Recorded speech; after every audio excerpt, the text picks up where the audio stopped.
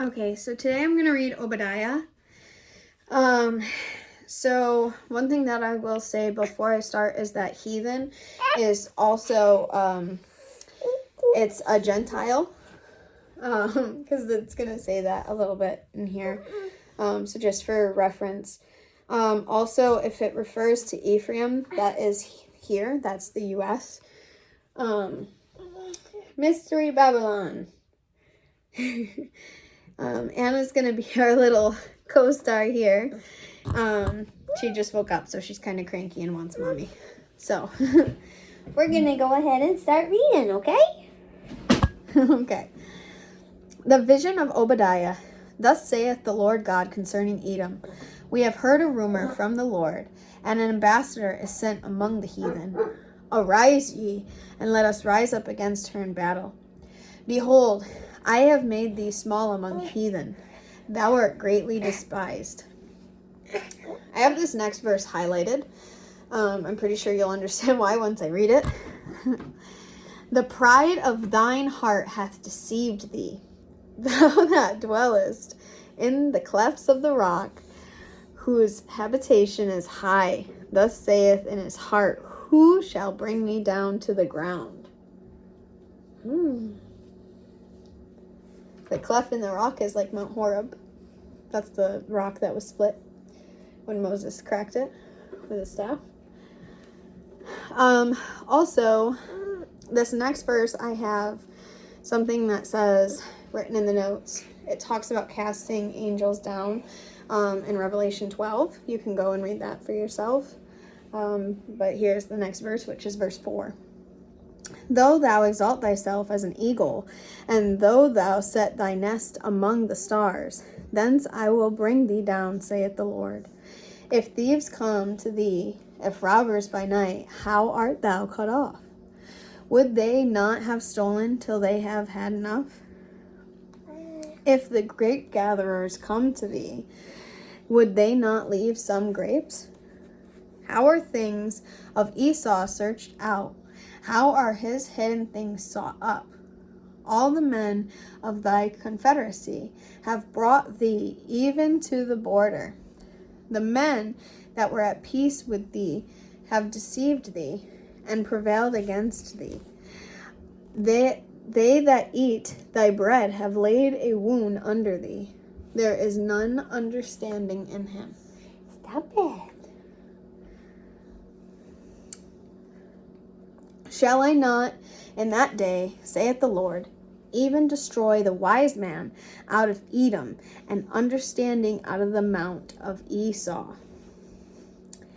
And thy mighty men, O Teman, shall be dismayed, to the end that every one of the mount of Esau may be cut off by slaughter. For they violence against thy brother Jacob shame shall cover thee, and thou shalt be cut off forever. In the day that thou stoodest on the other side, in the day that the strangers carried away captive his forces, yes, and foreigners, I just lost my thought, entered into his gates, and cast lots upon Jerusalem, even thou wast one of them. But thou shouldest not have looked on the day that thy brother, in the day that he became a stranger. Neither shouldest thou have rejoiced over the children of Judah in the day of their destruction. Neither shouldest thou have spoken proudly in the day of distress. Thou shouldest not have entered into the gate of my people in the day of their calamity. Yea, thou shouldest not have looked on their affliction in the day of their calamity, nor laid hands on their substance in the day of their calamity.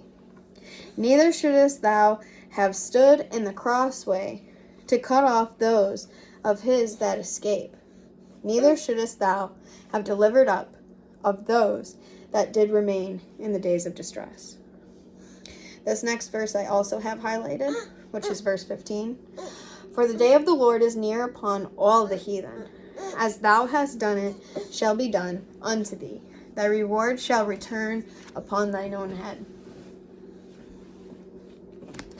For as ye have drunk upon my holy mountain, so shall all the heathen drink continually.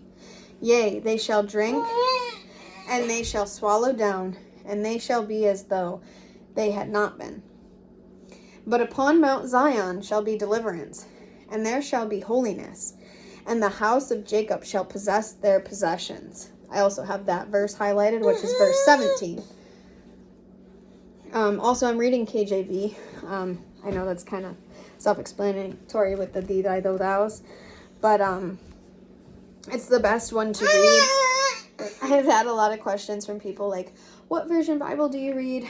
I read the KJV because it preserves the idioms. At first, this was very much like a foreign language to me when I got the KJV.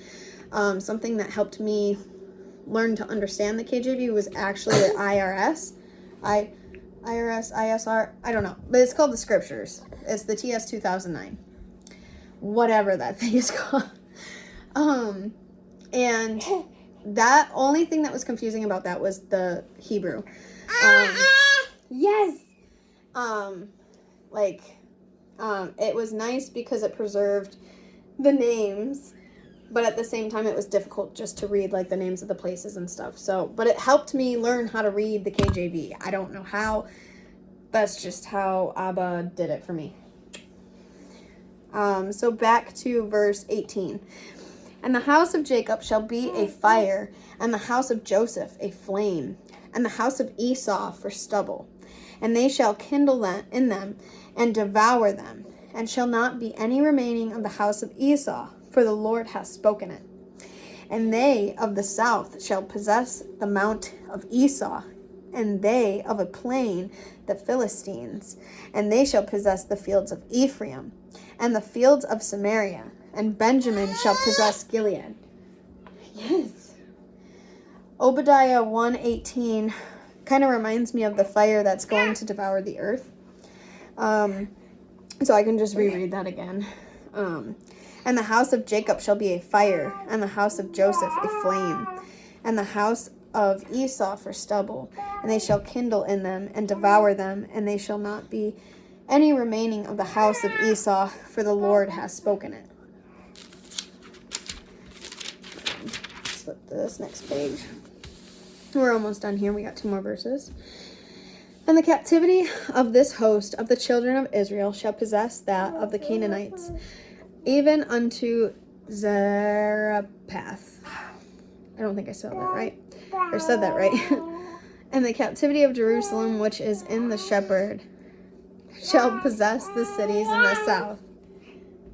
And the saviors shall come upon Mount Zion to judge the mount of Esau, and the kingdom shall be the Lord's. Obadiah 1:21 is, I put next to it either the 144,000 or the second Exodus. I haven't gotten that confirmed yet.